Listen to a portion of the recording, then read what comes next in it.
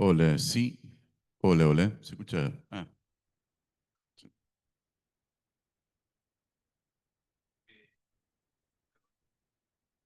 sí, siempre.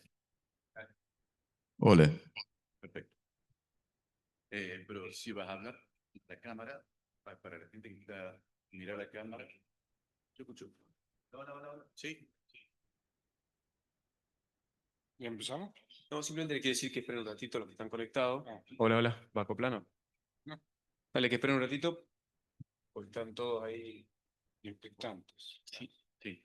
Dale cámara, dale. No, Acá, sí, está. Ah,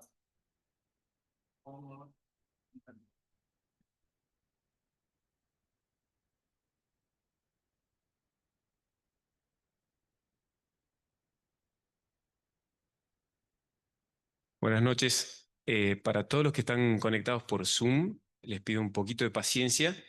Estamos acomodando algunas cosas, falta que se acomoden algunas presentaciones y unas cositas y largamos.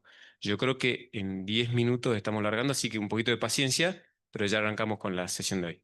Gracias.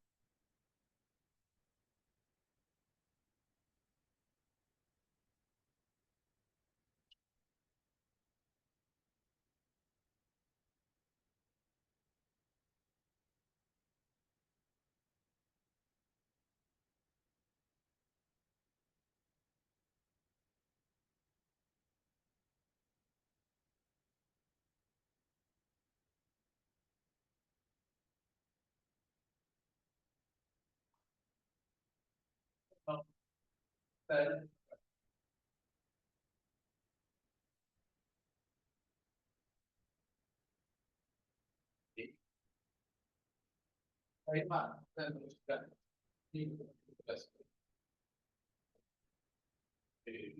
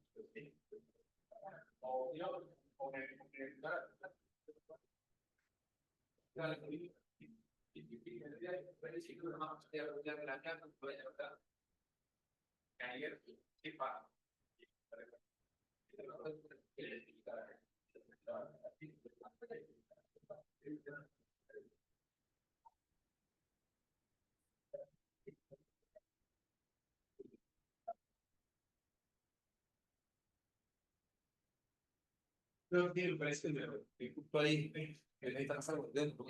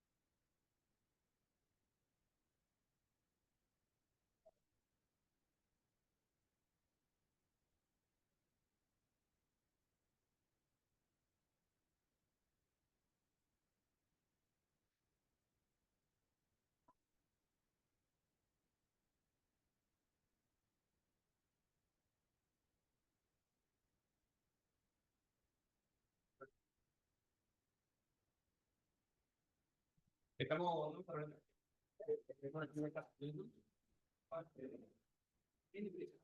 Yo empiezo presentando.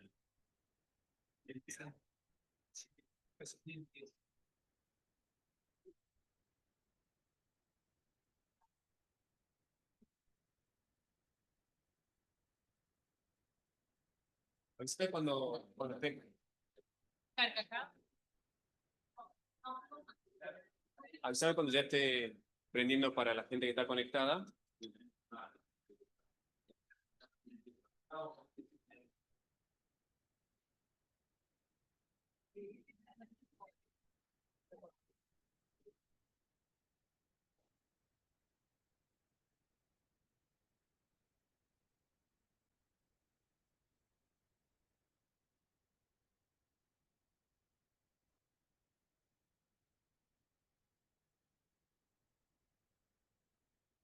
Mayor desafío todavía es acordarme tu apellido y decirlo bien. Me decía lo que ya lo tenga. Parece difícil. No, no es fácil. Bueno, no te lo preguntaste 3 veces.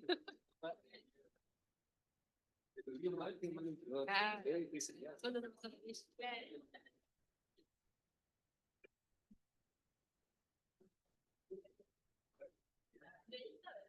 ¿Viste que? Funciona la vida. De hecho, lo estabas diciendo mal. Decía Lucianelli.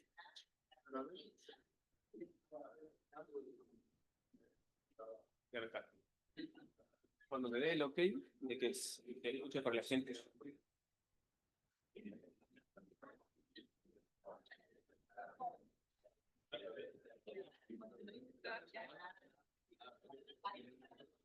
Si quieren pasar y tomar asiento, que empezamos en 2 minutos, hacemos una conexión y largamos. Agradecemos que se sienten así. Largamos no tan tarde como parece que va a ser.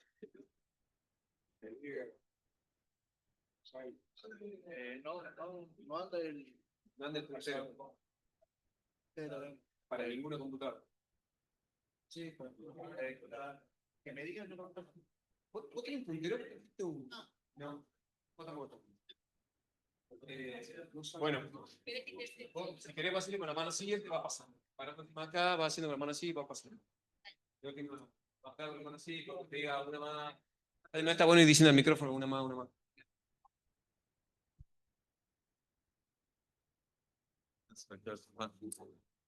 ¿Cómo estás? ¿Cómo andamos? ¿Bien?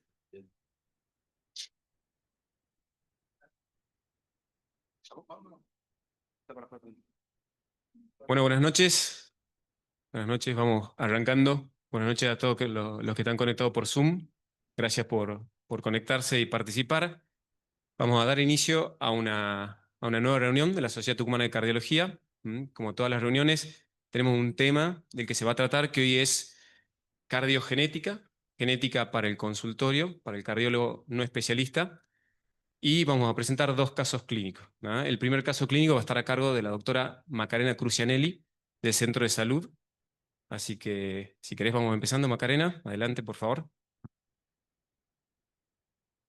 Buenas noches a todos, mi nombre es Macarena Crucianelli, soy residente de 2º año del Hospital Centro de Salud de Cardiología y hoy voy a presentar un caso clínico de endocarditis infecciosa en el embarazo.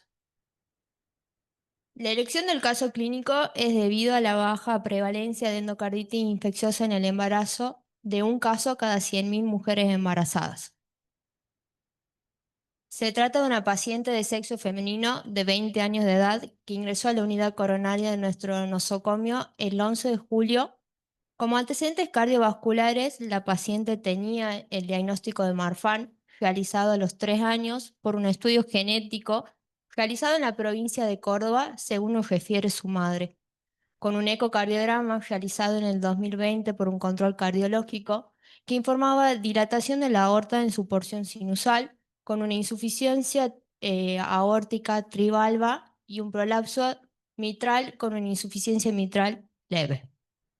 Como antecedentes familiares, su padre, fallecido con diagnóstico de Marfan, con un reemplazo valvular aórtico, el cual había abandonado el tratamiento anticoagulante, por lo cual fallece a los 20 años de edad por una trombosis de la válvula aórtica.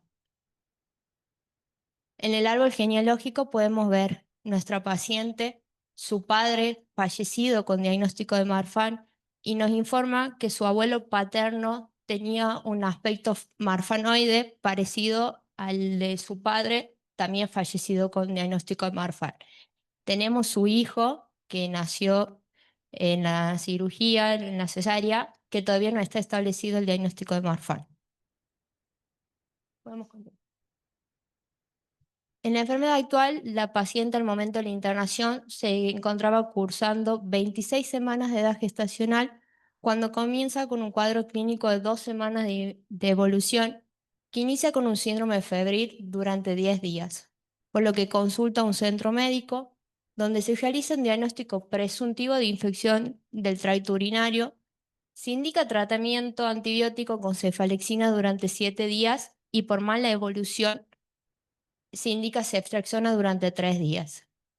Evoluciona tórpidamente con disnea clase funcional 2, ortopnea y edema de miembros inferiores. Consulta en otro nosocomio, se realiza un ecocardiograma que evidencia vegetación en válvula mitral con una insuficiencia mitral severa, estableciéndose el diagnóstico de insuficiencia cardíaca secundaria a endocarditis infecciosa de la válvula nativa. Es derivada a la unidad coronaria del Hospital Centro de Salud para manejo multidisciplinario. Al examen físico, la paciente ingresa en mal estado general, febril, con signos de insuficiencia cardíaca, tenía ingurgitación yugular, reflujo hepatoyugular positivo, rales crepitantes bivasales, estaba taquicárdica, hipotensa, se auscultaba un soplo en el foco mitral, miembros inferiores con edema infrapatelares, el abdomen globoso por un útero grávido, con latidos cardiofetales positivos, con una frecuencia cardíaca de 150 latidos por minuto y con dinámica uterina negativa.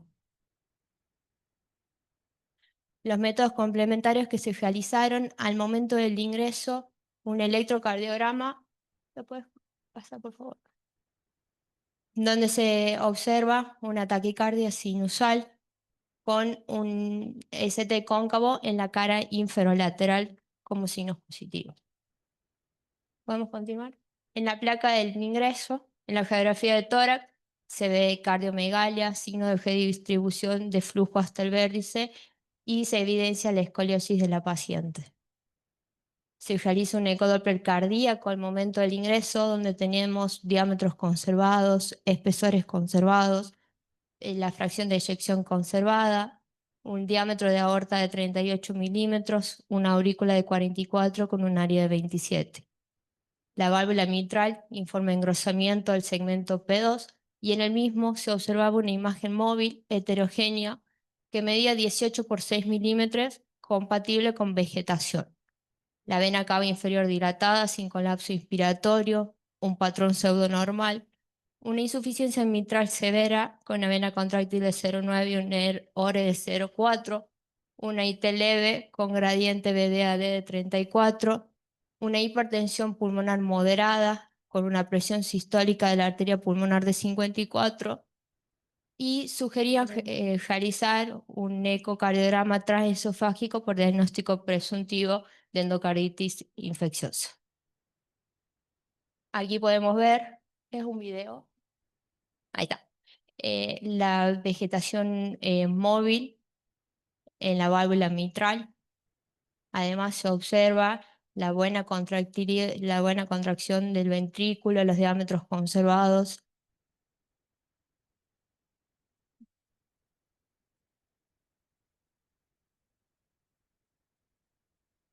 Se ve el gran tamaño de la válvula. Sí, no sé si lo querés poner de vuelta para que lo vuelvan a ver al eco. Se puede observar ahí la vegetación móvil. Ese ecocardiograma fue realizado al momento del ingreso de la paciente a la unidad coronaria. En el laboratorio, al momento del ingreso, informa como positivo una anemia con una hemoglobina de 9,9, una leucocitosis con glóbulos blancos de 27.000, reactante de fase aguda, una proteína C reactiva de 66 elevada, una función renal conservada y un coagulograma conservado. Al momento del ingreso se toman hemocultivos y se inicia tratamiento antibiótico empírico con cefalotina y vancomicina por indicación del servicio de infectología. Además, se realiza tratamiento de la insuficiencia cardíaca junto con maduración pulmonar fetal con dexametasona. A las 48 horas del ingreso, la paciente evoluciona en mal estado general, con inestabilidad hemodinámica, con hipotensión arterial sostenida, taquicárdica, con requerimiento de inotrópicos, oligúrica y signo de mala perfusión sistémica. Mala mecánica respiratoria, con aumento de jales crepitantes en ambos campos pulmonares hasta tercio medio, taquipneica, con requerimiento de oxígeno con máscara de no inhalación a 15 litros y después en ventilación no invasiva. Ante el deterioro materno y una vez completada las 48 de maduración fetal, se decide conjuntamente con servicio de cardiología, cirugía cardiovascular, anestesiología, gineco-obstetricia y neonatología, cirugía de emergencia, combinada en un primer acto quirúrgico la cesárea y posteriormente el reemplazo de la válvula mitral con una prótesis mecánica número 27. En el postoperatorio, la paciente ingresa a unidad coronaria en asistencia respiratoria mecánica con soporte inotrópico y es politransfundida. El recién nacido, con un peso de 840 gramos, es derivado al servicio de neonatología del Hospital Maternidad. La paciente y el recién nacido, continúan actualmente cursando internación bajo tratamiento y control evolutivo. En el ecocardiograma postoperatorio muestra una adecuada función protésica con un gradiente medio menor a 5 milímetros de mercurio y una raíz aórtica dilatada de 44 milímetros de diámetro. Es un video. Aquí podemos ver la extracción de la vegetación de la válvula mitral durante el acto quirúrgico, que coincide con lo que informaba el ecocardiograma realizado, que era la vegetación de mayor tamaño. Porque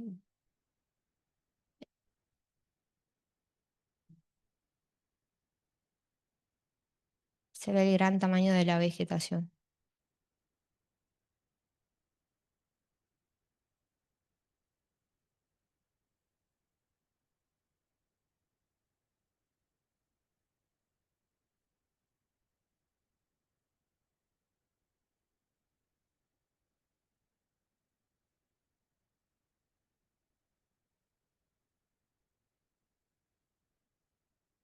A ver si lo puedo hacer. La vegetación y la válvula mitral, perdón, y las vegetaciones extraídas durante la cirugía han sido enviadas a bacteriología para su posterior cultivo. Son imágenes ilustrativas de la paciente donde podemos ver la hiperlaxitud compatible con el síndrome de Marfan. Podemos ver el signo de la muñeca, cómo el pulgar atraviesa la última falange del dedo, la hiperlaxitud de los dedos, cómo el signo del pulgar atraviesa el borde cubital de la palma de la mano.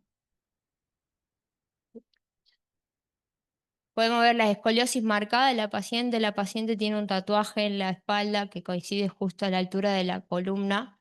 Podemos ver la dismetría de los miembros superiores con respecto a la longitud del cuerpo de la paciente, de la talla. Y la cara, la hemos tapado por respeto a la paciente, pero tiene aspectos en el rostro compatibles con el síndrome de Marfan, como las hendiduras palpebrales. Muchas gracias.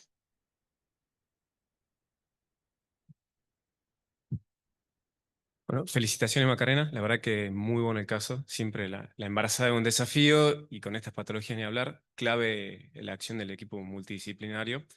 Vamos a aprovechar que está la doctora Rocío Blanco para que nos comente un poquito del caso, ¿qué opina? No, primero felicitarlos, realmente el trabajo que hicieron, como decía Mariano, es espectacular.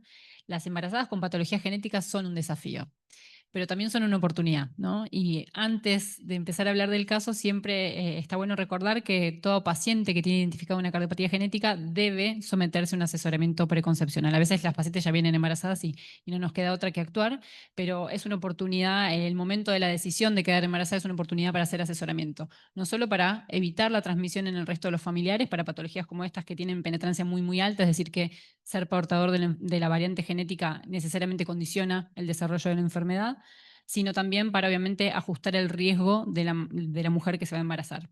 Y particularmente en este caso, si uno hubiera podido decidir y si esa paciente hubiera tenido 44 milímetros de raíz aórtica antes de querer quedar embarazada, tal vez hubiera sido una contraindicación para poder hacerlo.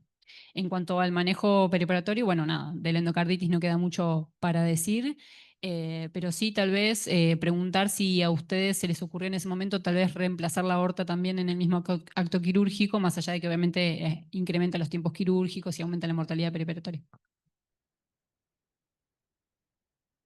Ha sido evaluada la aorta en el momento de la cirugía y no tenía indicación de reemplazo en ese momento, digamos, el eco fue postoperatorio y ahí recién se encuentra con la dilatación, pero en el acto, ay, justo llega el doctor Mateo, pero durante el acto quirúrgico no ven ninguna alteración en la aorta para tomar conducta en ese momento.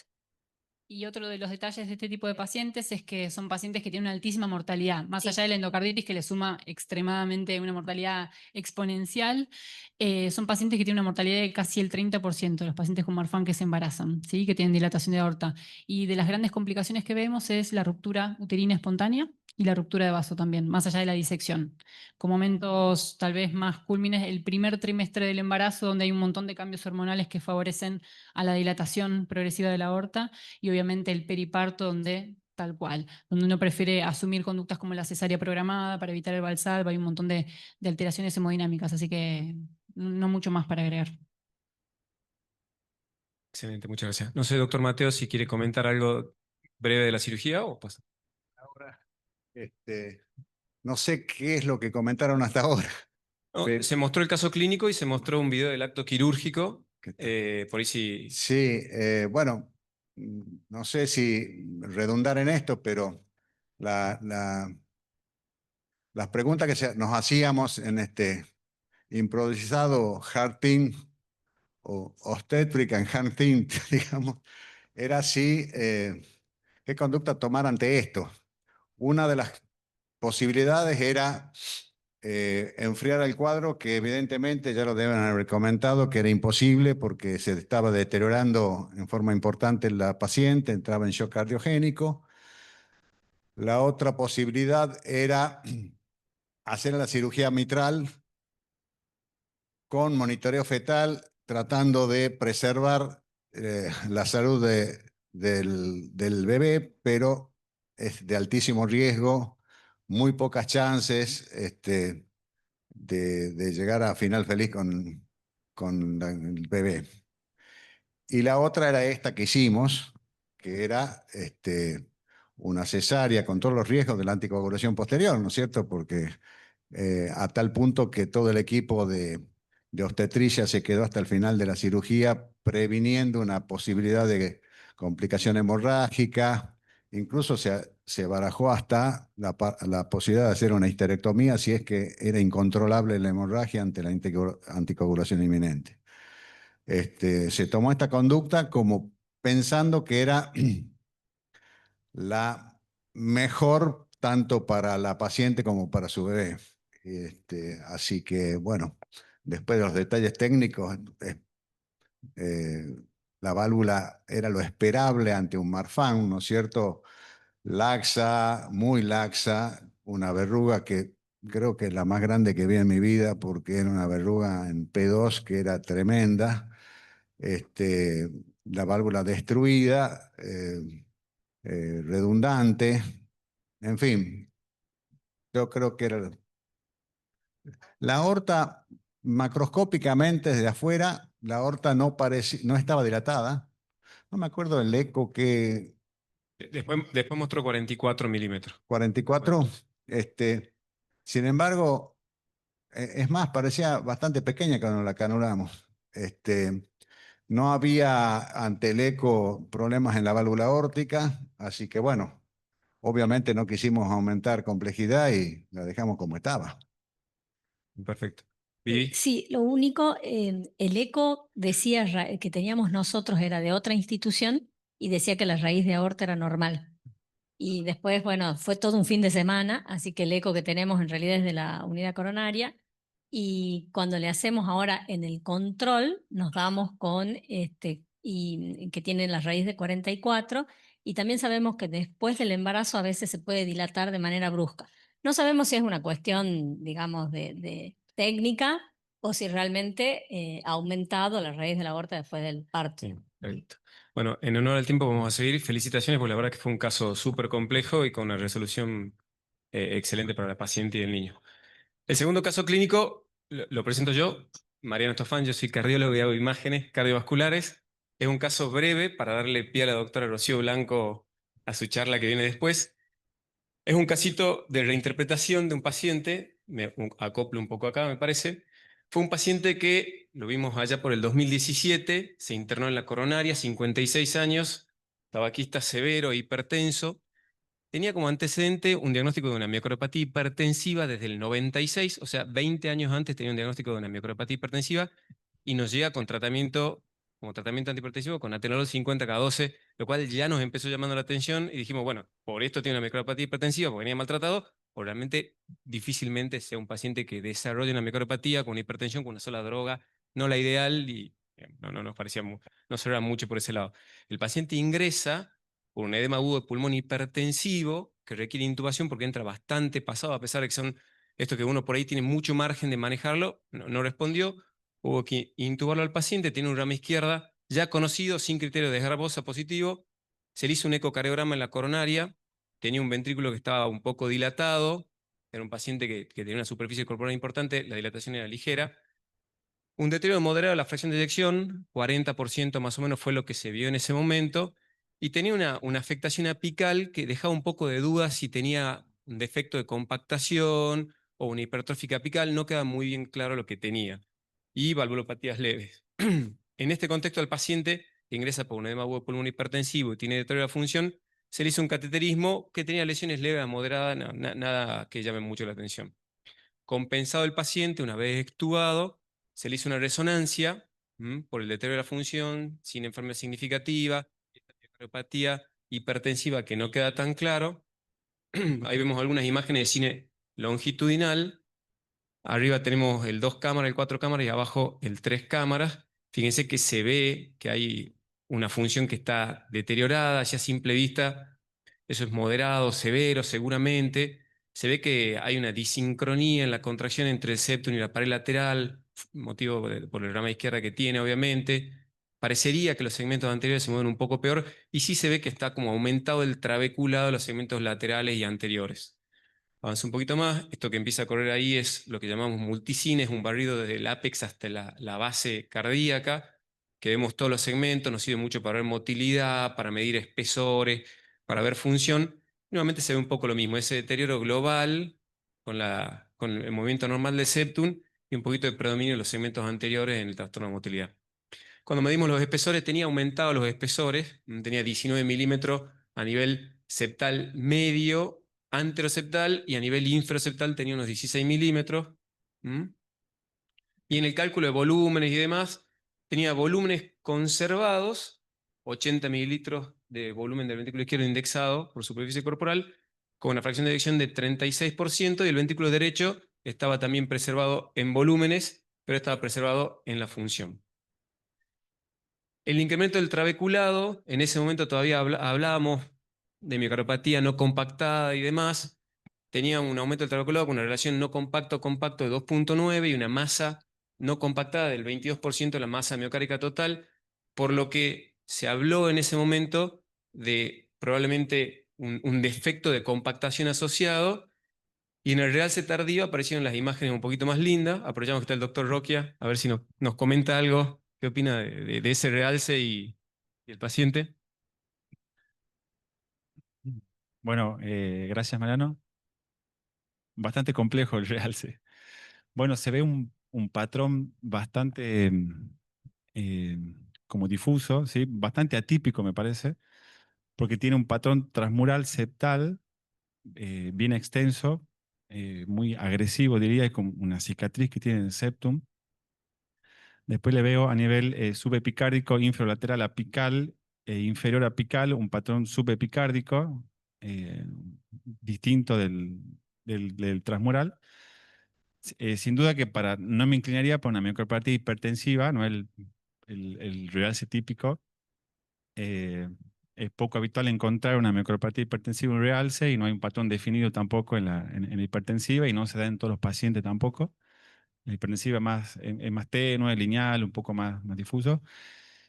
Me inclinaría más por un realce, en parte para una miocardiopatía hipertrófica, por el realce septal, pero no al 100%, no al 100% de una hipertrófica, sino también pensaría en algo más asociado por el patrón subepicárdico inferior o infralateral apical. Es como un patrón mixto, digamos. Pensaría en como un realce miocardiopático, digamos. Pensaría en dos entidades distintas. Creo que la genética nos ayudaría mucho para orientarnos un poco más. Y por ahí creo que no sé, me surgió la duda si en este caso, si yo pienso en un patrón miocardiopático en dos tipos de entidades distintas, por ejemplo, pediría un panel para miocardiopatía hipertrófica y aparte pienso en otra entidad, en otra miocardiopatía, cómo solicitaría, porque es muy general, digamos, pensaría en una miocardiopatía no dilatada, por ejemplo, un panel para eso. Y bueno, y el tratamiento que es difícil también, si cómo lo encaras más por el lado de la hipertensiva, que creo que queda descartado, o más por el lado del cardiodefibrilador, o cómo lo continuarías. Bien, perfecto. Sí, sin duda que el realce no parece de hipertensiva, que es lo que nos pareció en ese momento, y lo que decía en cuanto a se puede pedir un panel general de miocardiopatía y no ir solo a las hipertróficas.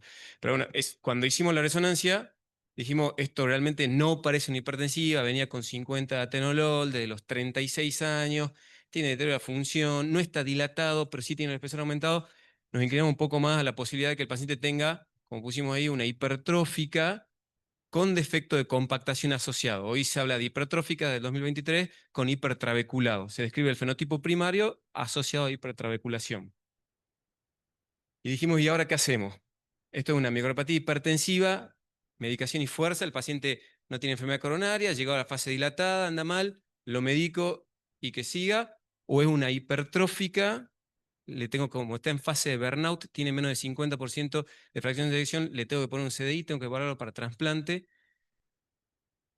Bien, no sé si alguien quiere decir brevemente cómo seguiría acá, como para un poco el doctor Roquia ya nos spoileó un poco, pero ¿qué pensarían por ahí hacer como para tener un poquito más claro qué le pasa al paciente? Hay distintas herramientas. Entonces la doctora Rocío, que la tenemos alquilada. Antes, por ahí con el patrón de realce, también otra de las opciones que uno debería por lo menos descartar es la sarcoidosis, ¿sí? Tiene compromiso biventricular de ventrículo derecho, subepicárdico, como decía el doctor, intramiocardico muy extenso, por lo menos una tomografía de tórax para ver que no tenga ganglios, estaría, creo, bueno. No sé si pudieron evaluar si tenía edema o no, que eso también a veces ayuda, pero bueno, primero descartaría eso. Y sí, una vez descartada la sarcoidosis, creo que el fenotipo que más cuadra es una miocardiopatía hipertrófica en fase burnout ya, ¿no? Con deterioro de la función y una fibrosis muy extensa. Con lo cual yo en lo particular lo medicaría para insuficiencia cardíaca. Sin lugar a dudas creo que con ese monto de fibrosis le colocaría un desfibrilador y bueno, lo empezaría a evaluar. Bueno, un poco fue lo que hicimos, se lo medicó al paciente para insuficiencia cardíaca, no existían las glifosinas en ese momento, estamos hablando de 2017, o al menos no se la utilizan en insuficiencia cardíaca. Y lo que hicimos fue pedir un estudio genético al paciente para tratar de definir un poco esto. No tenía antecedentes familiares, porque siempre acá evaluar a la familia, si le estudiamos y tiene un hermano con hipertrófica fallecido de muerte súbita, bueno, no damos mucha vuelta, ya nos queda bastante más claro. Le pedimos un panel de estudio genético, que el resultado, nuevamente vamos a aprovechar que está la doctora que es especialista en genética cardiovascular. Está muy chiquita la letra, pero bueno, apareció una mutación de tipo missense en la myosin binding, que es uno de los dos genes más afectados en miocardiopatía hipertrófica. Y cuando ellos nos ponen la interpretación clínica, uno acá habla de si esto es benigno, probablemente benigno, de significado incierto, probablemente patológico, nos ponen que probablemente es patológico. ¿Cuál sería su interpretación, doctora, en este contexto, con esta mutación en este paciente? Creo que... Bueno, en principio el estudio se interpreta como positivo. Eso implica que uno asume que esta mutación, esta variante genética, le llamamos hoy en día, es causal, es la causa de la enfermedad del paciente. Es decir, que si el fenotipo para nosotros coincidimos que es miocardiopatía hipertrófica y encontramos esta variante genética, es el gen, como comentabas vos recién, más comúnmente asociado con miocardiopatía hipertrófica, es la causa principal. De hecho, casi el 75% de los casos con genética positiva tienen este gen afectado. Lo que sí por ahí llama un poco la atención es que sea una variante missense, esto que comentabas vos. Hay distintos tipos de variantes, no importa. Esta es una variante que no causaría la pérdida de la proteína, por decirlo de una manera, ¿sí? Es decir, que se expresaría en las dos copias, la de mamá y la de papá. Con lo cual eso es algo raro para este gen, pero en principio sería una variante que sería la explicación de lo que le pasa a nuestro paciente y que no solo va a ser útil para él, porque ya tenemos nombre y apellido para la enfermedad, sino como comentabas vos recién, para el resto de los familiares. Perfecto. Bueno, con esta... Gracias, doctora. Con este resultado, lo que se decidió, se habló con el médico de cabecera, se le puso un cardiodefibrilador, se empezó a evaluarlo para trasplante y se solicitó un screening familiar que no sé, creo que no se hicieron un estudio, porque lo más fácil ahí de la familia en vez de hacerle todo screening todos los años, de buscarle electro, que todo, es buscar la variante directamente, si tienen esa variante. Si no la tienen, no tienen esa patología. Pueden desarrollar otra hipertrófica, sería una casualidad, no es tan raro, pero no van a tener lo que tiene el padre en este caso. Así que bueno, muchas gracias. Este caso era para mostrar un poquito la utilidad por ahí de los métodos, como la resonancia y la genética, y darle pie a la doctora que nos hable un poquito de genética cardiovascular, que es lo que sigue ahora. Así que adelante, Rocío.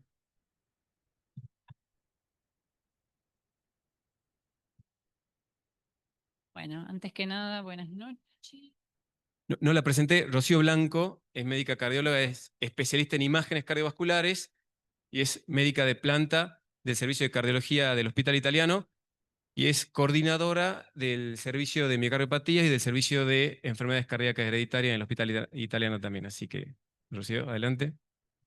Muchas gracias, buenas noches y gracias a la Sociedad Tucumana de Cardiología por la invitación, a Dolores, especialmente al doctor Mariano Estofán, que es un colega que admiro mucho y del cual sigo aprendiendo todos los años. Por suerte compartimos muchos ámbitos académicos, así que tengo ese lujo. Y a César Peta y Sigral, que nos permitieron estar hoy acá con ustedes compartiendo algunas experiencias. Como dijo Mariano, la idea de esta charla es traerles desde el punto de vista práctico cómo utilizamos la genética en el consultorio o en la internación también, ¿por qué no? Porque hay algunos pacientes que conocimos a punto de partir de la internación y tratar de convencerlos, o por lo menos que salgan convencidos después de esta charla, de que la genética es una herramienta, porque no deja de ser eso, una herramienta más, muy útil, con evidencia creciente y con muchísima utilidad, no solo en el diagnóstico, como comentaba Mariano, sino también en la estratificación pronóstica, algo comentaba Macarena también a través de su caso de Marfan, y cada vez más en cuanto a las estrategias terapéuticas dirigidas y esto que llamamos medicina de precisión. Así que, ¿por qué los cardiólogos tenemos que conocer acerca de cardiología genética? Los cardiólogos de los que hacen consultorio de cardiología preventiva, cardiología general, y los cardiólogos que hacemos algunas subespecialidades. Para empezar, saber que estas cardiopatías hereditarias o heredofamiliares, que no solo tienen una base genética, sino que también son heredables, es decir, no solo el origen es genético, sino, como comentaba Mariano, para nosotros la unidad de cuidado es la familia, lo que comentábamos recién en el podcast, ¿sí? Cuando veo un paciente que tiene una patología de origen genético, sospechada de origen genético, para mí el paciente no es solo el paciente, es el paciente y toda su familia que voy a ir evaluando probablemente en las consultas sucesivas. Y estas patologías que se creían anteriormente raras, si uno las toma en su conjunto, las distintas patologías, hablamos de las miocardiopatías, enfermedades arrítmicas hereditarias, aortopatías, enfermedad aterosclerótica de origen genético, son realmente prevalentes, representan casi el 6 al 10% de la población general, con lo cual es muy probable que ustedes como cardiólogos, tanto de consultorio como de internación, siempre se crucen con pacientes a lo largo de la vida. Tal vez se nos pasan por delante, pero lo importante es tener los ojos bien abiertos para poder estar atentos a estas banderas rojas que vamos a tratar de ver a lo largo de la charla, que nos hablan de la posibilidad de una patología de origen genético. Y algo muy importante de estas patologías es que tienen en común que se asocian con muerte súbita, en mayor o menor medida.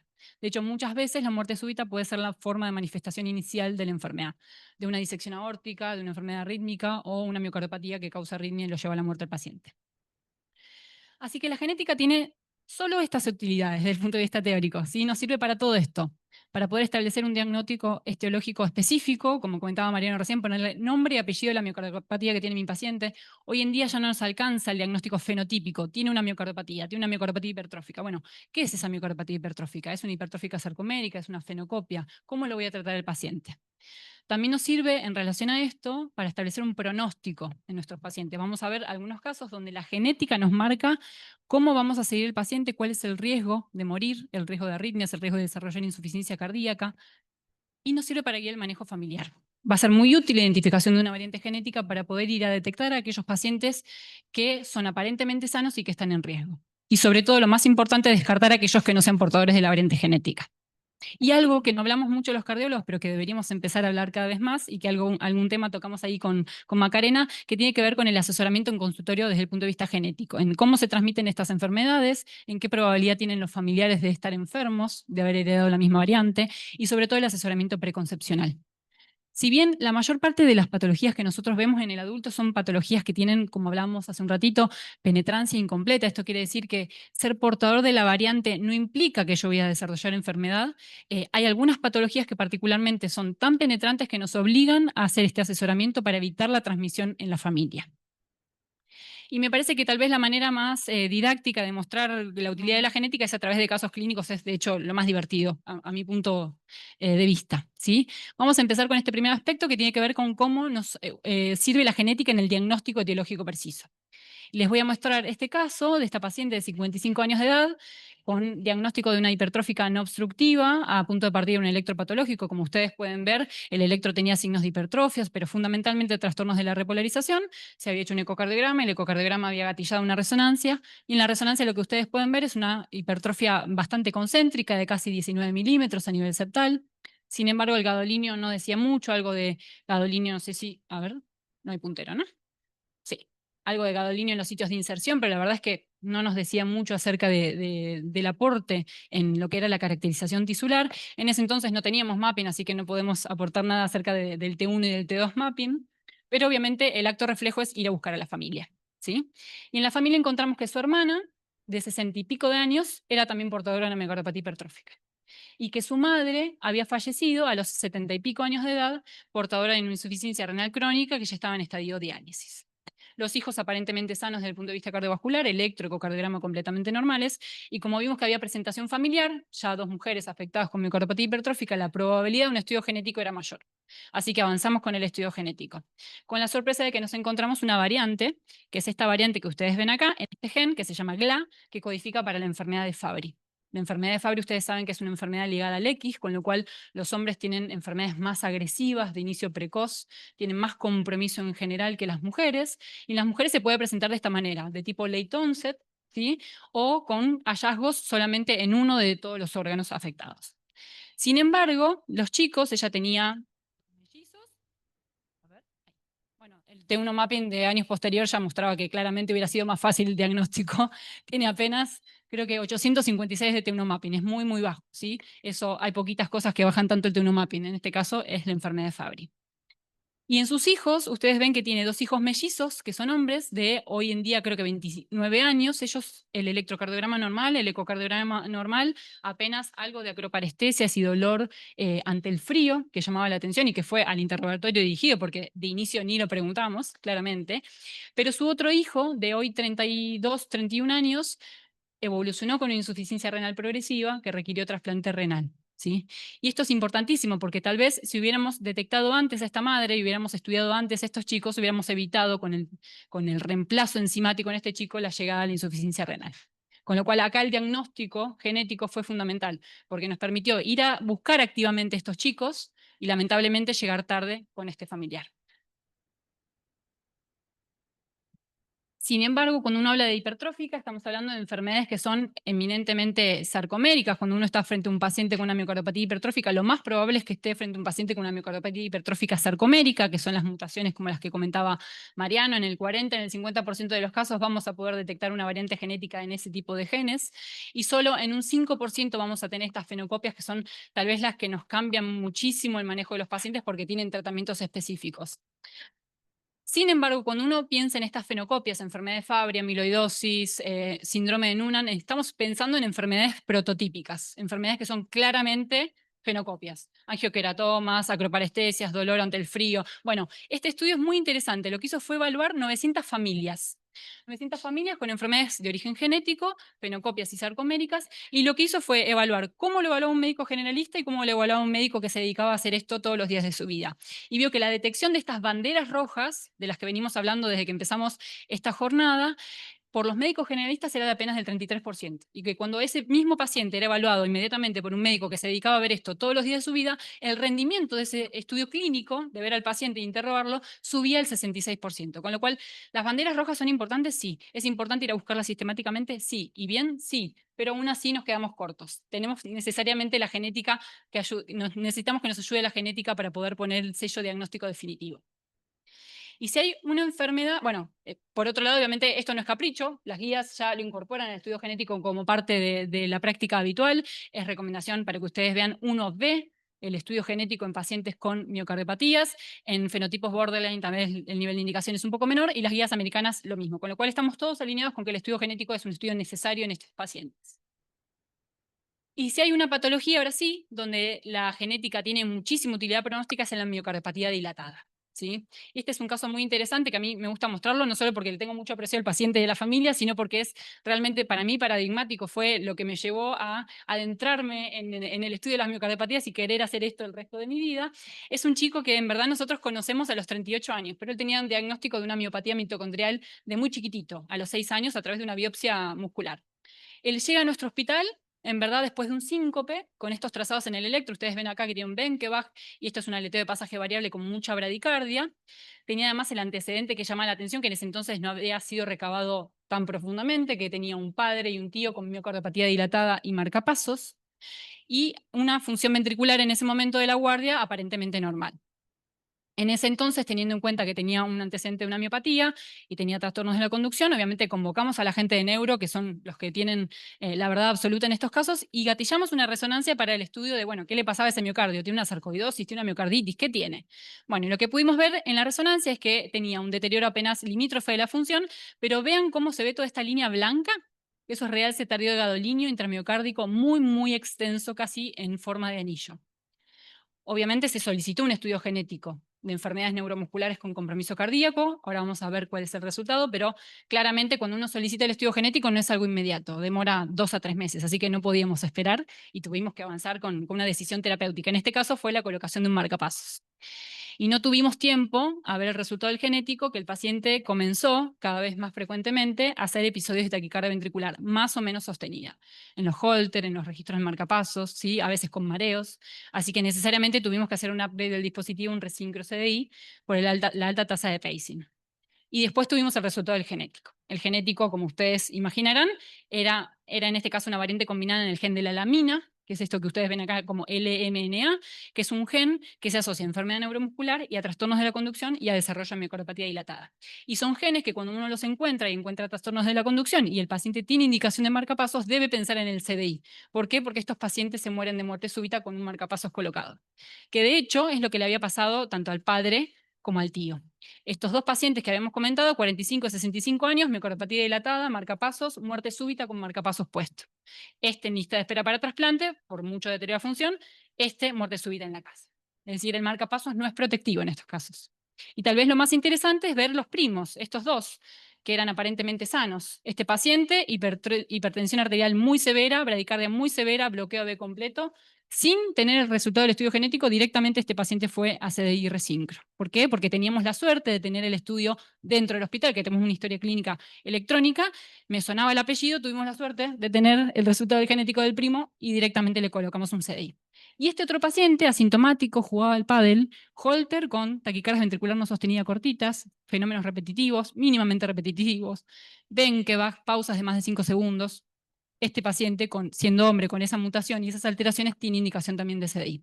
Así que miren todo lo que pudimos hacer en la familia, punto de partida de este paciente que ingresó por un síncope y que tenía diagnóstico de una miopatía mitocondrial en forma errónea.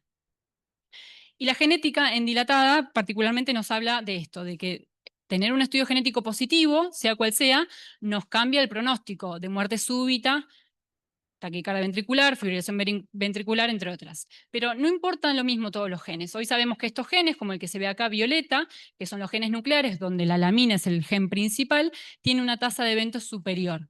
De hecho, comparable a los que consideramos como parte de la miocardopatía ritmogénica, con lo cual no todos los genes son lo mismo.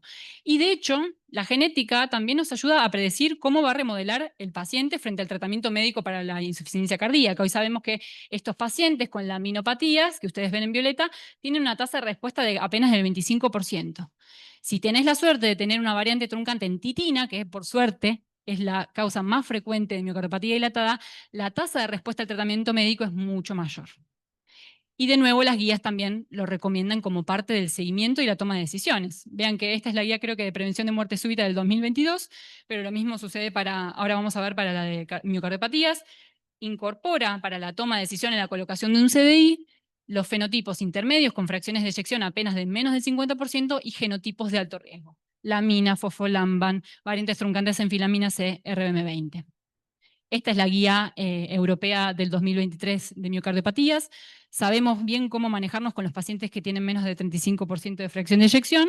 Bueno, para los pacientes que tienen más de 35% de fracción de eyección, veamos qué tipo de gen tiene este paciente.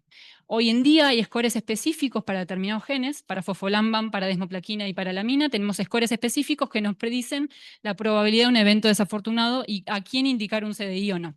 Con lo cual, esto es importantísimo tenerlo en cuenta. Ahora sí, ¿cómo la genética me cambia la decisión terapéutica? Bueno, algo vimos recién acerca de la miocardiopatía dilatada. Pero si hay un escenario donde nos cambia la decisión terapéutica es en las aortopatías. ¿Sí? Ustedes saben que cuando uno mira a qué diámetro se disecan los pacientes, esto pasa tanto en el registro de nuestro hospital como en el registro internacional, hay un porcentaje no menor de pacientes que se disecan con menos de 50 milímetros de diámetro. Esto nos está hablando de que la enfermedad evidentemente es muy heterogénea, que no solo depende de las condiciones de estrés de la pared, sino que hay algo en el tejido que nos marca el pronóstico. Y para esto les traje estos dos casos que son muy interesantes. El primero es un chico de 25 años, 2 metros de altura, sin antecedentes familiares, dilatación aórtica de 49 milímetros a nivel de la raíz, 52 a nivel de la unión sinotubular, es decir, bastante homogénea, no tenía fenotipo raíz, sino que era bastante homogénea, y tenía apenas 3 signos, que son marcadores de Marfan, como los signos que mostraba Macarena, signos de muñeca pulgar, estrías en sitios inusuales, como pueden ser a nivel de la zona deltoidea, ¿sí? Y alteración de la relación corporal, básicamente tenía los brazos muy, muy largos. Esto le da un score sistémico de 5, ustedes saben que hacemos diagnóstico de Marfan o de sospecha de Marfan con más de 7, es decir, que en principio no llegaba a cumplir criterios.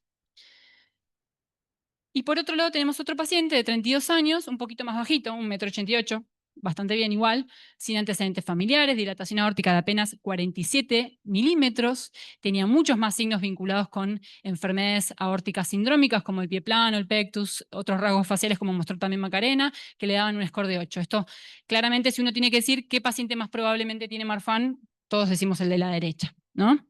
Sin embargo, el estudio genético nos mostró cosas distintas. Nos mostró que el primer paciente efectivamente tenía un síndrome de Marfan, este es el gen responsable de la mayor parte de los casos de Marfan, ¿sí? Pese a que tenía un score sistémico bajito, es decir, que el fenotipo no nos alcanza para poder establecer diagnóstico definitivo. Y por otro lado, el segundo paciente tenía una mutación en este gen, que es TGF-beta, que es propia del síndrome de Loeys-Dietz, que hoy saben que dentro de lo que son las ortopatías genéticas es tal vez, junto con el Ehlers-Danlos vascular, el de mayor riesgo. Son pacientes que se mueren muy jóvenes y a diámetros muy chiquitos de aorta. Es decir, que si uno tuviera que ver 47 milímetros, 52 milímetros, independientemente del diámetro aórtico, este paciente tiene más riesgo de ruptura que el otro, ¿sí? Seguimos viendo la familia, obviamente como comentamos hay que avanzar en el estudio familiar, si bien no tenía antecedentes familiares, fuimos a revisar al padre, un pectus terrible y una dilatación de aórtica de 51 milímetros. En el caso de la derecha, el caso que tenía el Loeys-Dietz, el padre y la madre tuvieron variantes no detectadas. Y esto es muy común, las variantes de novo en los pacientes con Loeys-Dietz. ¿Qué quiere decir esto en este caso? Que la ausencia de antecedentes familiares tampoco descarta la enfermedad genética, ¿sí? Y obviamente en estos pacientes con distintos diámetros aórticos e independientemente de lo que uno tiene en mente según las guías, este paciente con menos diámetro tuvo indicación quirúrgica, ahora vamos a ver por qué, este paciente con más diámetro también tiene indicación quirúrgica. De hecho, hoy ya sabemos que los distintos genes que forman parte de las aortopatías sindrómicas y las no sindrómicas, como es esto, ¿sí? Tienen distintos diámetros a punto de partida de los cuales se disecan, ¿sí? Y distintas edades. Y esto es a punto de partida de lo cual surgen estas recomendaciones. ¿No funciona? Ahí. Recomendaciones de diámetros límite a punto de partida de los cuales uno tiene que intervenir. Tal vez las guías europeas son un poquito más claras.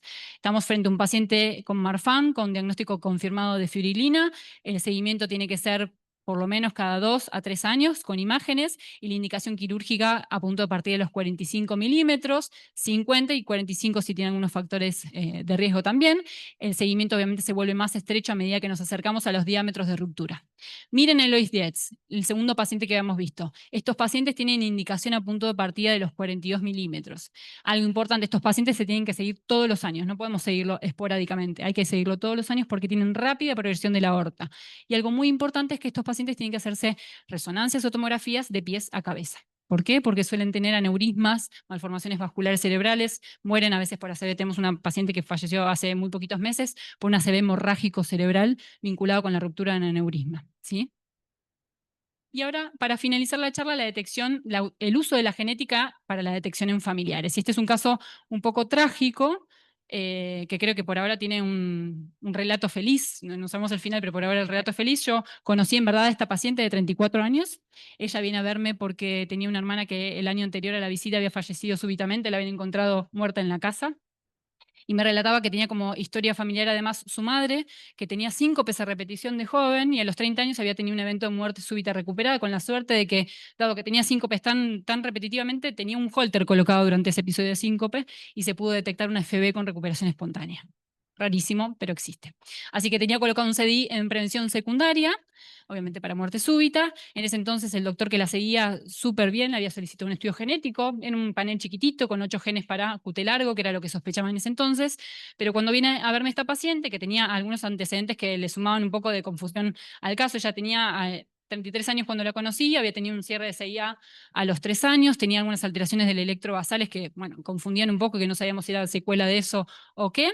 Ecocardio y resonancia completamente normales, algunos cambios inespecíficos que en otro contexto hubieran sido pasados por alto, pero como parte del relato me comentaba que en verdad la hermana había sido considerada como una persona, llamémosla histérica, que ante situaciones de emoción muy fuerte tenía síncopes vasovagales, que se ponía muy nerviosa y se sincopaba. Y que la madre, de hecho, los síncopes que tenía siempre eran ante situaciones o físicas o psicológicas muy estresantes, con lo cual había un patrón que se repetía en la familia, evidentemente. Así que como parte del estudio, sospechando que lo que en verdad había no era una enfermedad, era una canalopatía vinculada con otro tipo de enfermedad, como la taquicardia catecolinérgica, me animé a pedirle una ergometría a mi paciente. Con la mala suerte de que en la ergometría hace arritmia ventricular, y siempre que le hacía ergometría se hacía arritmia ventricular a la misma frecuencia cardíaca. 160 latidos por minuto es arritmia ventricular. Menos frecuencia, cero arritmia. Pero la arritmia que hacía era monomorfa. Aún así, la sospecha de taquicardia catecolinérgica era muy, muy alta, así que lo que hicimos fue ir a estudiar a la madre, al familiar más enfermo, y pedir un panel amplio para canalopatías. Y en este panel encontramos una variante en rianodina, que es la causa principal en forma autosómico dominante para este tipo de enfermedad, la taquicardia catecolinérgica. Y esto fue fundamental para mi paciente. Primero, porque pudimos darle un nombre y apellido a lo que le pasaba a la familia. Segundo, lamentablemente ella es portadora, así que lo que hicimos fue cambiarle el medicamento que venía tomando, que le estaban dando atenolol por propranolol, que es un medicamento beta selectivo, que es fundamental cambiar el tipo de beta bloqueante en estos pacientes, porque se ha demostrado que tanto el nadolol como el propranolol tienen una eficacia superior al resto de los beta bloqueantes. Lamentablemente tuvimos que restringirle la actividad física. Si hay pocos escenarios en la cardiología donde uno dice no hagas actividad física, es en este. Lamentablemente está condenada a ser actividad física de baja intensidad que no taquicardice. Y le tuvimos que colocar además un loop recorder porque manifestaba que 10 años atrás, en contexto de una travesura, se había visto expuesta y se había sincopado. Así que bueno, nada, obviamente que nos llamaba la atención. Pero por suerte la paciente viene bien, por ahora viene bien. Pero bueno, esta familia nos muestra un poco cómo usamos la genética en el estudio familiar, ¿no? Vamos a ir a buscar el familiar que está más afectado porque sabemos que en ese familiar vamos a tener el mayor rédito diagnóstico. Si el resultado en ese familiar es negativo o aparecen estas variantes de significado incierto que no son causales en principio, no nos va a quedar otra que seguir al resto de los familiares clínicamente, de acuerdo a la patología que estemos viendo. Y si el resultado es positivo, vamos a utilizar únicamente esa variante genética, no el panel de un montón de genes, sino ese cachito de información que está alterada, e ir a estudiar a los familiares de sangre directos con esa variante genética. Lo más importante creo acá es que nos va a permitir descartar del seguimiento longitudinal aquellos que no sean portadores de la variante genética. Y lamentablemente seguir, acorde a la patología, aquellos que sí sean portadores. Así que ya para concluir, me parece que queda claro después de esta charla que describir fenotípicamente algo, sea una arritmia, una miocardopatía, no nos alcanza. Tenemos que ponerle nombre y apellido, la resonancia ayuda mucho, la genética mucho más. Podemos hacer genética sin hacer estudio genético, sin lugar a dudas. Esto de armar los árboles familiares, de capturar datos que tengan que ver más allá con el problema puntual que viene nuestro paciente, es hacer genética en definitiva, es demostrar un patrón de herencia, un patrón común dentro de la familia, y debemos hacerlo. Sin lugar a dudas, el estudio de los familiares es clave para detectar potencialmente familias que están potencialmente en riesgo y también para sumar información, lo que hablábamos antes, la falla renal en una paciente con miocardopatía hipertrófica. Como vimos, la genética tiene una utilidad entonces diagnóstica, pronóstica y terapéutica, me parece que eso quedó más que claro. Y creo que el mensaje más importante que deberían llevarse es que todos los cardiólogos, independientemente del grado de especialización, debemos tener algún conocimiento en genética. que tiene que ver con detectar banderas rojas tal vez, o con derivación oportuna y evitar este tiempo perdido al momento de diagnóstico porque esto es tiempo ganado. Y otra de las conclusiones, obviamente, es fundamental el asesoramiento pre y post-test, sobre todo para saber qué hacer con esa información y cómo guiar la conducta clínica. Así que bueno, muchas gracias.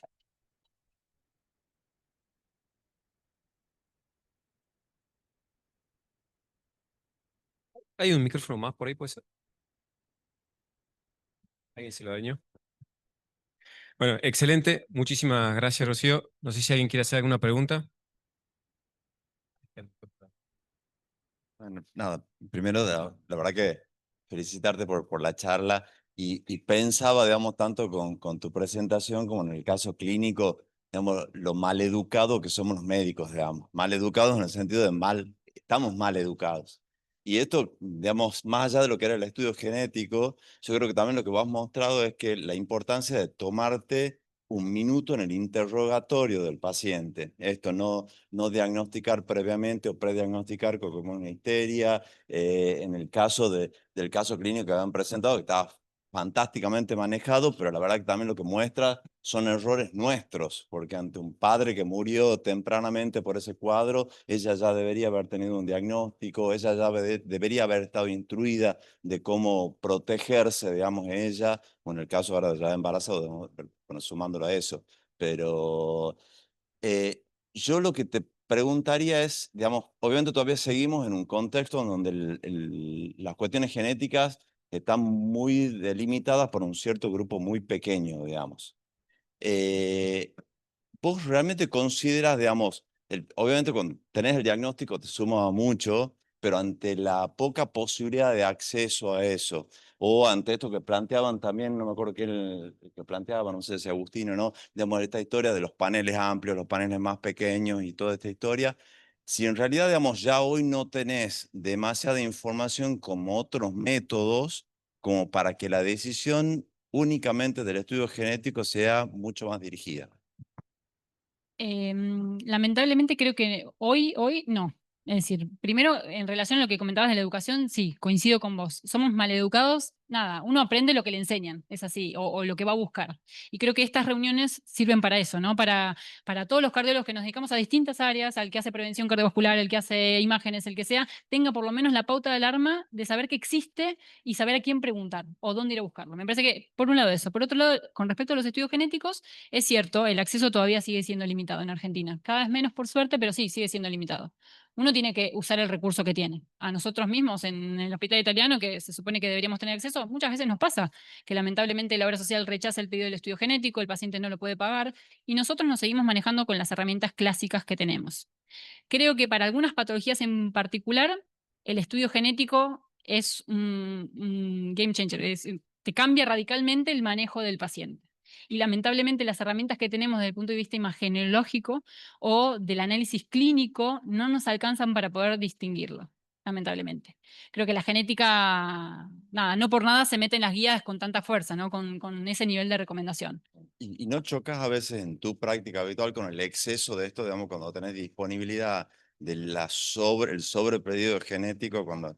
Ni hablar, por eso es importante que el que utiliza el recurso sepa para qué lo esté utilizando. Es decir, es fácil pedir un exoma. El exoma analiza todos los genes de la economía, 25.000 genes. Bueno, ¿a mí de qué me sirve saber que tiene una variante en un gen que, bueno, algunos podrán decir que el análisis del exoma o del genoma a largo plazo te permite prevenir otras enfermedades?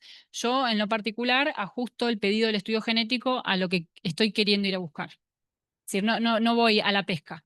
Voy dirigido a lo que quiero encontrar para que me cambie conducta realmente lo que estoy encontrando. Porque después nos pasa esto, aparecen un montón de variantes de significado incierto que uno debería recategorizar y ver si son realmente útiles o no. ¿Y qué hago con todo eso, con toda esa información? O aparece una variante en un gen que nada que ver. ¿Sí?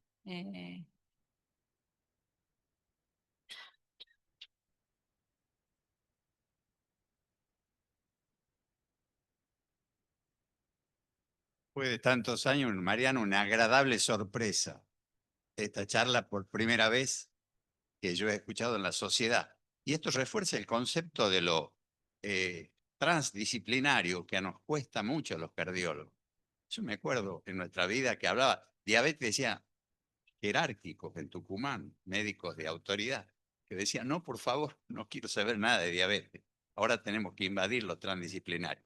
Te felicito por la charla, realmente es excelente lo que has presentado y para mí es realmente muy, muy asombroso y nos ha enseñado mucho. Yo hago genética de panel de lípidos y cuando comencé a hacer el panel de lípidos me parecía hasta torpe, pero como estaba influido por cierto estímulo desde la capital, lo hice. Y me di cuenta de que yo solamente apuntaba a la hipercolesterolemia familiar homocigota. Y ahí no termina la cosa. Y vi que la poligénica y las variantes genéticas que no conoce nos ayudan mucho ¿en qué? En las decisiones terapéuticas.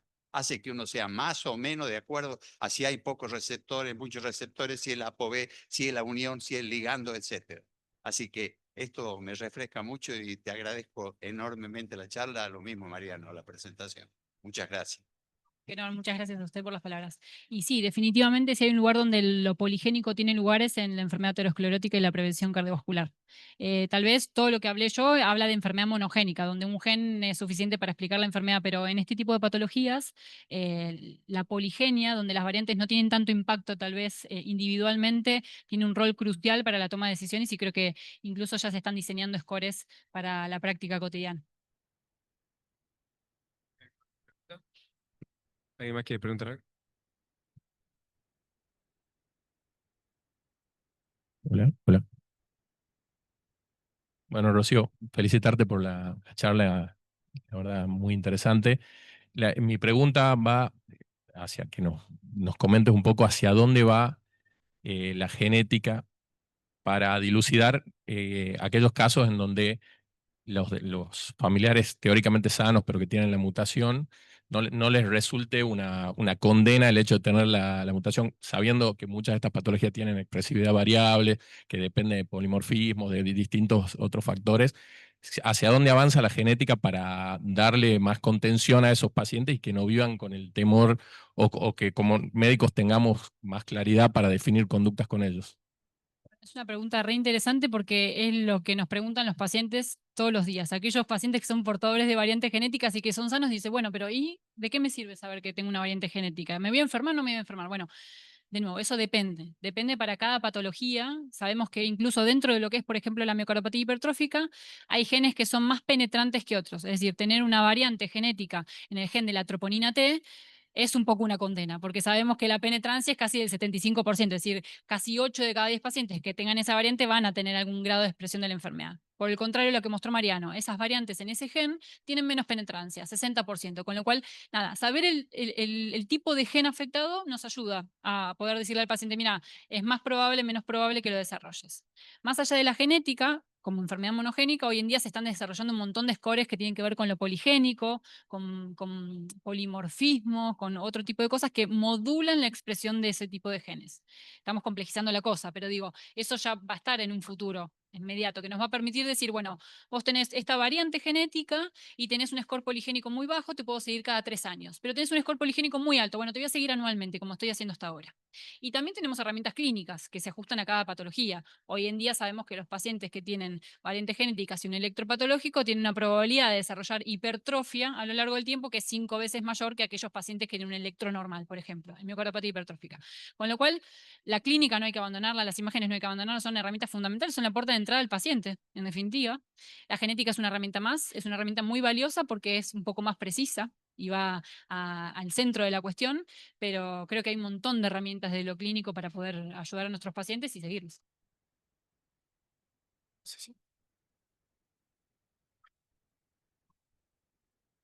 Aprovechando esta circunstancia que me parece bárbaro, porque, por ejemplo, quiero tu opinión respecto a la LP pequeña que es tan frecuente en la población y es tanta graduación de niveles que muchas veces cuando los pacientes conocen se asustan.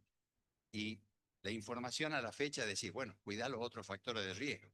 Cuidando los otros factores de riesgo, bueno, excepto el que tiene más de 180 miligramos por decilitro. ¿Qué opinión te merece y dónde está el tratamiento?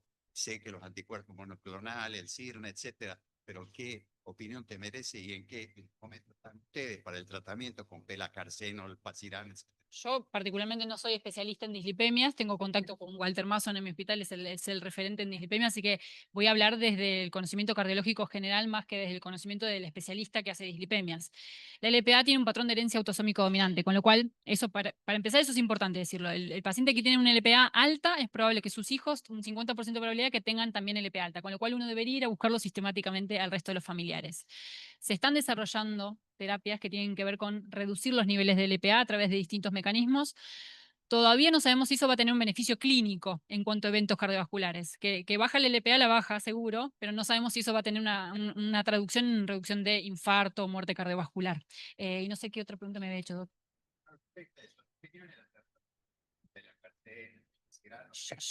Claro, en lo particular no tengo experiencia, sé que hay ensayos, por ahora no sabemos qué impacto clínico va a tener eso, más allá del laboratorio.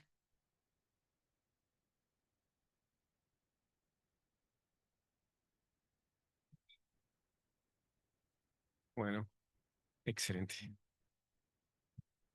Vos mencionaste muchas veces las banderas rojas y me gustaría saber de esas banderas rojas, como para que uno esté en el consultorio o viendo un paciente internado en la unidad coronaria, cuáles serían así como las más rojas, como para pensar que hay que seguir con todo esto. Checar desde la primera charla hasta la última los antecedentes familiares. Lamentablemente, creo que si hay una bandera roja es el antecedente, o sea, la pauta que se repite en la familia. Y que a veces esa pauta no es literal, no es la miocardiopatía hipertrófica. A veces es la muerte súbita, a veces es la insuficiencia cardíaca, a veces es el marcapasos, porque muchas miocardiopatías hipertróficas, por ejemplo, tienen marcapasos. Es decir, el antecedente familiar es crucial. Y el antecedente familiar de calidad. Porque muchas veces pasa que, nada, en la primera consulta, lo que hablábamos ahí, en la primera consulta vienen, no tienen ni idea de qué le pasó al tío, al abuelo, lo que sea. Bueno, repreguntar, darlo como tarea para casa. Bueno, para la próxima consulta que vamos a ver los estudios que te hice, por favor, me gustaría que indagaras en la familia acerca de si pasó tal cosa o tal otra. Las muertes súbitas, ni hablar. Es muy importante el momento o en la condición en la cual ocurre la muerte súbita. No es lo mismo una muerte súbita durante el sueño que una muerte súbita durante el esfuerzo. Es decir, son detalles que por ahí a uno se le pasan por alto en la consulta porque tenemos muy poco tiempo en general para ver estos pacientes, pero creo que la historia familiar es la gran bandera roja. La miocarditis, que hoy se incorpora como un elemento también de riesgo más. Sabemos que la miocarditis familiar o la miocarditis a repetición tiene una alta probabilidad de tener un sustrato genético, así que eso era antes no lo incorporamos y hoy en día nosotros, por ejemplo, lo incorporamos en el interrogatorio dirigido, pero creo que los antecedentes familiares son la bandera roja fundamental. Bueno, Rocío, felicitarte por la charla. Creo que la vi por Zoom y por en vivo. Una pregunta y quiero aprovechar, bueno, la genética, un instrumento, una herramienta muy importante para nosotros actualmente, más en miocardiopatía hipertrófica. Una pregunta poco puntual. Sabemos que la miocardiopatía hipertrófica, la fibrilación auricular, aumenta mucho el riesgo de ACV. Y a veces la anticoagulación no tiene mucho en cuenta el chat cuando tiene fibrilación auricular. La miocardiopatía hipertrófica casi todas están en el límite o están aumentadas las aurículas. El seguimiento que nosotros hacemos en el servicio es los holters y todas esas cosas. A veces no hay algo puntual como una fibrilación auricular paroxística que se presenta en un electro, en una internación. A veces uno en el seguimiento ve, no podría decir como una carga de fibrilación auricular moderada o moderada alta, y aprovechando de que estás en una división, en un lugar donde tiene muchos de estos pacientes, la anticoagulación es con esos holter o esa alta carga, o esperás que tenga fibrilación auricular para anticoagular independientemente del chat. Nosotros buscamos activamente la arritmia. De hecho, cuando uno mira el perfil de riesgo de los pacientes, sabemos que los pacientes jóvenes se mueren de muerte súbita o de evolución a la insuficiencia cardíaca, y los pacientes más tirando a ancianos o más grandes, la principal causa de muerte tiene que ver con los eventos cerebrovasculares y la insuficiencia cardíaca. Y la fibrilación auricular es el gran responsable, con lo cual lo buscamos sistemáticamente. Todos los años, como parte del seguimiento, hacemos un holter, y si nosotros detectamos fibrilación auricular, es decir, una corrida de extrasístoles subventriculares seguidas, más de 30 segundos, hacemos diagnóstico de fibrilación auricular, anticoagulamos al paciente con el hallazgo del holter. Y somos muy agresivos con la ablación de la fibrilación auricular. Es decir, tratamos de ser precoces. Y el aleteo ni hablar, sí. ni hablar. Pero sí, somos muy precoces en ese sentido. Pero sí, fibrilación auricular que vemos, lamentablemente, fibrilación auricular que tratamos y anticoagulamos. Bueno, excelente. Como para cerrar a tiempo, agradecerte, Rocío. Excelente como siempre. Gracias a todos los presentes por haber venido y compartir esta jornada y a todos los que están por Zoom. Y ahora los invitamos a un pequeño catering como para cerrar la sesión y el próximo mes tendremos una nueva reunión. Muchas gracias a todos.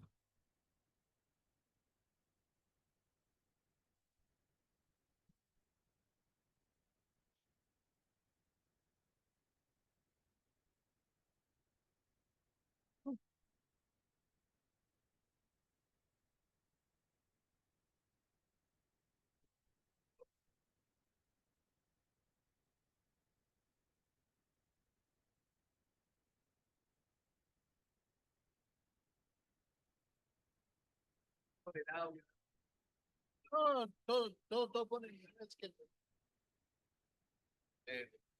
Bueno, excelente, excelente.